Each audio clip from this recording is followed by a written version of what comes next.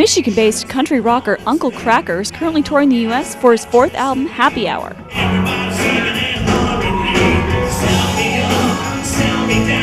Released last September, the recent album comes 5 years after 2004's 72 and Sunny. It's not a big departure from anything that I'd been doing already.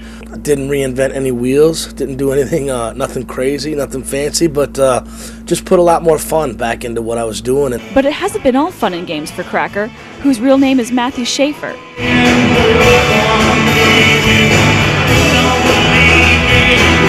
In August 2007, he was arrested on a second-degree sex offense in North Carolina after a 26-year-old woman accused him of assault. It's not something that I would ever want to go through again.